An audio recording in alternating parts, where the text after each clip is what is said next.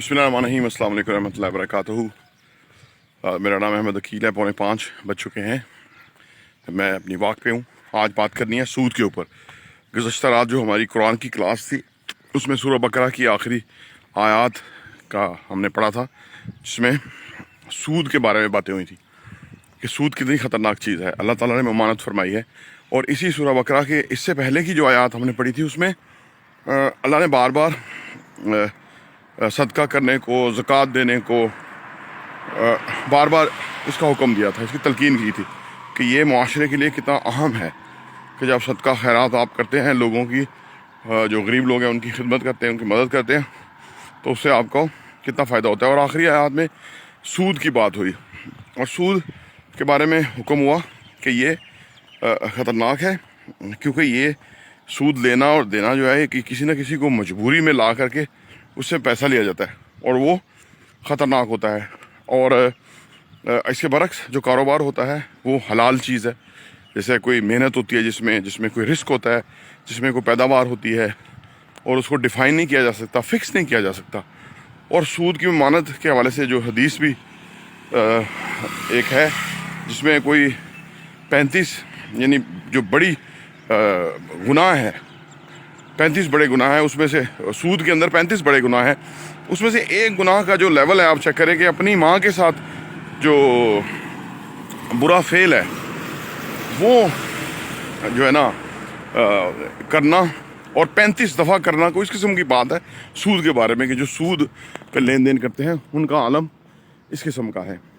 तो यानी इस्लाम इसकी ममानत फरमाता है। आज के दौर के अंदर बेशुमार लोग जो हैं वो इस कारोबार में और इस काम में इन्वॉल्व हो गए हैं। और जो हमारी रियासत है जो कि सिर्फ नाम की मुसलमान है, क्योंकि बैंकिंग सिस्टम सारा सूदी है।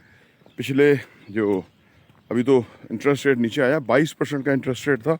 लोग बैंक में पैसा रखते थे, बैंक उठा के गवर्नमेंट को कर्जा देते थे, गवर्नमेंट उसके ऊपर बैंक को सूद देती थी और बैंक जो है वो कुछ अपना परसेंटेज रख के वापस लोगों को सूद देते थे। पिछले 2 साल जब से रजीम चेंज हुआ, इस सूदी निज़ाम को पाकिस्तान में राइज करके मुल्क की जो कारोबारी आप समझ लीजिए जो सूरत हाल थी उसको इंतहाई डैमेज करा गया।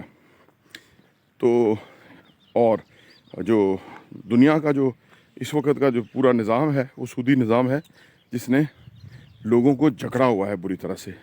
और पाकिस्तान का आलम चेक कीजिए कि पाकिस्तान की गवर्नमेंट कोई ऐसा इकदाम नहीं कर सकती अपनी मर्ज़ी से जिससे लोगों को फ़ायदा हो। और ये जो रियल एस्टेट के ऊपर बेजा टैक्सेशन करी गई है, कहा यह जा रहा है कि ये भी IMF ने मना किया है। ये गवर्नमेंट उसमें रिलीफ देना चाहती थी क्योंकि लोगों के कारोबार बंद हो गए हैं ऑलमोस्ट। तो ये गवर्नमेंट रिलीफ देना चाहती थी लोगों के प्रेशर और इसरार के ऊपर, लेकिन जब IMF से बात की गई तो IMF ने मना कर दिया।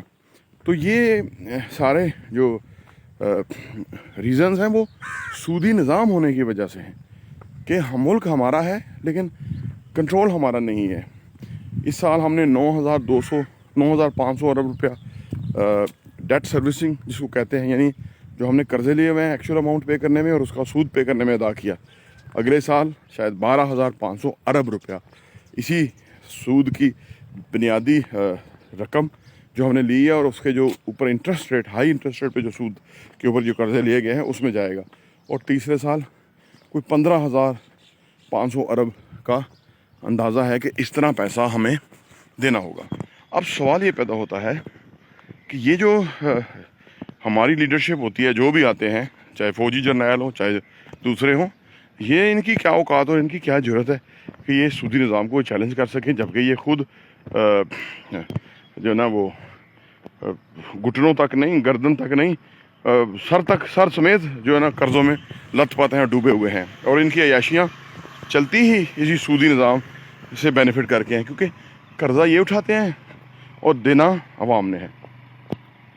तो ये जो ख़तरनाक सूरत हाल है वो इस्लाम क्यों मना करता है? इस्लाम इसलिए मना करता है कि सूद बुनियादी तौर पे एक तरह का ज़्यादती वाला मामला है कि एक बंदे को मजबूरी है और वो कर्ज़ा लेता है और उस कर्ज़े के ऊपर फिर वो एक रकम अदा करता है और फिर वो अगर नहीं अदा कर सकता तो फिर और रकम अदा करता है। और तो इस तरह वो पैसा देता ही रहता है, वो फिर वो जो उसने कोई रहन रखी चीज़ वो करकी हो जाती है, वो नीलाम हो जाती है, और वो उसका सूद की उससे उसकी जान नहीं छूटती। तो इसलिए इसको लानत करार दिया गया है और बहुत बड़ा ऐब करार दिया गया है। आमतौर पे लोग जो पैसे की साइंस को नहीं समझते या पैसे के बारे में इतने अवेयर नहीं हैं उनको शायद इसका अंदाज़ा ना हो कि ये कितना ख़तरनाक है, क्योंकि इसके अंदर डिज़ास्टर और तबाही है। दूसरी तरफ कर्जा हंसना है। अगर फ़र्ज़ करें आप किसी को पैसा दे देते हैं और वो और उसको मोहलत दे देते हैं, और अगर वो नहीं वापस चुका रहा और उसको मज़ीद मोहलत दे देते हैं, तो इसकी इस्लाम बहुत जो है ना इस अमल की बहुत कदर करता है इस्लाम। क्योंकि ये एक वाक़या भी है कि नबी पाक सल्लल्लाहु अलैहि वसल्लम के दरबार में एक साहब आया जिसने कर्ज़ अदा करना था। आप सल्लल्लाहु अलैहि वसल्लम ने जो वहाँ लोग बैठे हुए थे उनसे कहा कि भाई इसकी मदद करें। तो लोगों ने मदद की, तो कुछ पैसा इकट्ठा हुआ जो कि उसको दे दिया गया, जिससे सूद पे पैसा लिया गया था। लेकिन कुछ पैसा अभी भी इकट्ठा ना हुआ। तो आप सल्लल्लाहु अलैहि वसल्लम ने उस शख्स से जिसने सूद लेना था उसे कहा कि माफ़ कर दो, तुम्हारे हक़ में ये बेहतर है। तो इस मामले को क्लियर किया। फिर आका सरकार सल्लल्लाहु अलैहि वसल्लम ने हज़रत अब्बास रज़ी अल्लाह तआला अन्हु को, जो कि उनकी शहादत के बाद आप उनके वारिस थे, तो उनका कर्ज़ खुद माफ़ किया। जब ये कर्ज़ के बारे में आयात आ गई ना खुतबतुल वदा से पहले ज़रा, तो फिर सबसे पहले उन्होंने अपना जो कर्ज़ अपने चचा हज़रत अब्बास का था वो माफ़ किया। तो ये माफ़ करने में बहुत ज़्यादा अजर व सवाब है, जिसका हमें देखना चाहिए। इससे फ़ायदा उठाने के लिए बेहद ज़रूरी है। अस्सलाम वालेकुम, कैसे हैं आप? ठीक ठाक।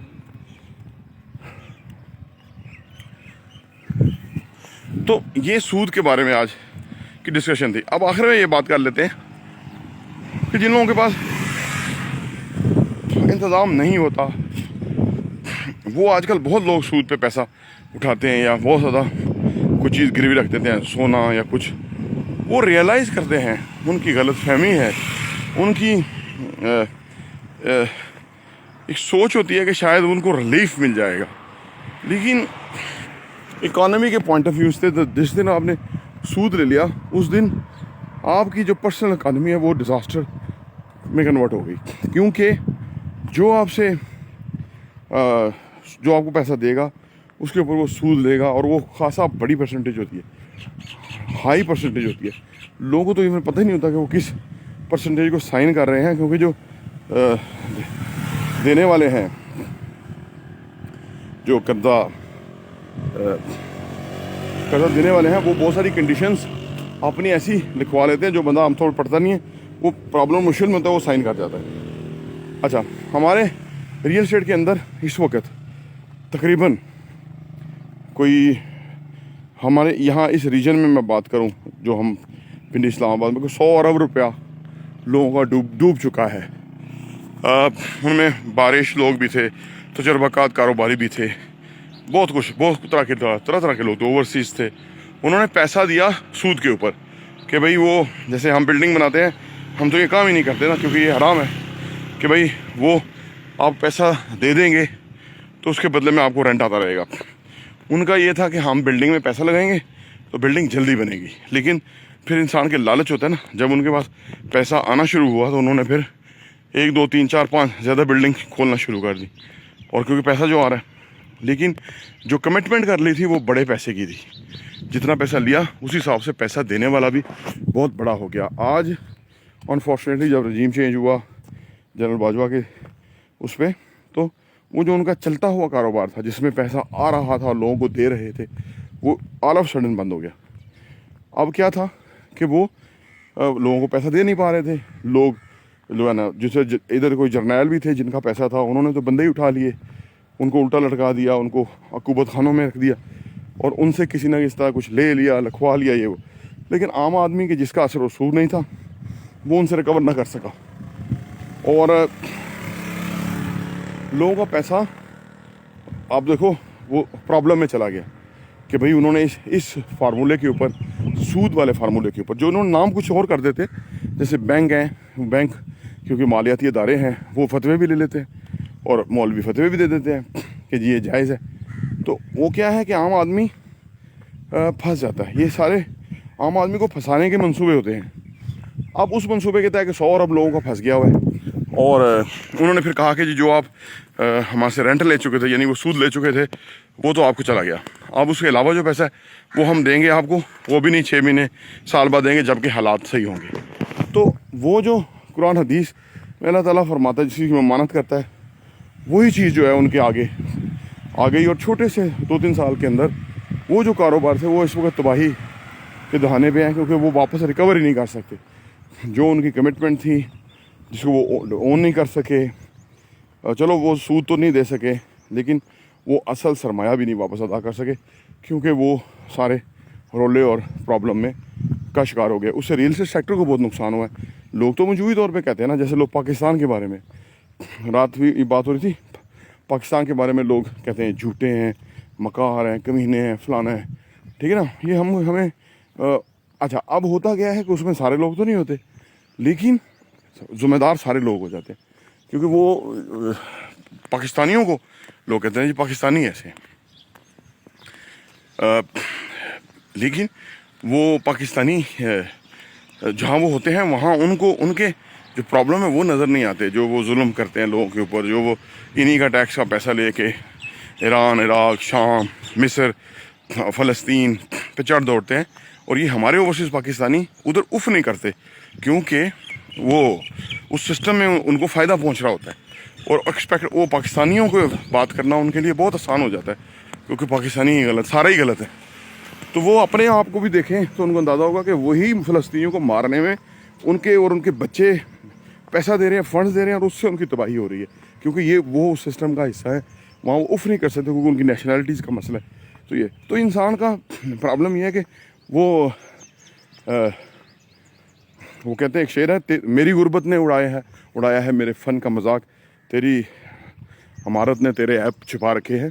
تو پرابلم یہ ہے کہ یہ الزام تراشی بڑا آسان ہے, لیکن جو سسٹم دنیا میں چل رہا ہے, چل چکا ہے, جس کو لوگ اڈاپٹ کر چکے ہیں, چونکہ سودی نظام ہے, اس کے اندر تمام لوگ پھنسے ہیں. اب میں اپنی فرض کو بات کروں, ہم نے جو پیسہ رکھا ہوتا ہے وہ کرنٹ اکاؤنٹ میں رکھا ہوتا ہے, اس میں ہم کوئی سود نہیں لیتے, پیسہ رکھنے میں بھی کوئی سود نہیں لیتے, حالانکہ پیسہ ڈی ویلیو ہو رہا ہوتا ہے. ہم اس لیے خود بھی اور لوگوں کو بھی کہتے ہیں کہ احساسوں میں پیسہ رکھو, لیکن ہمارے ہی پیسے کے اوپر بینک جو ہے اس کو سود پہ پیسہ دے کے وہ پیسہ منافع کماتا ہے.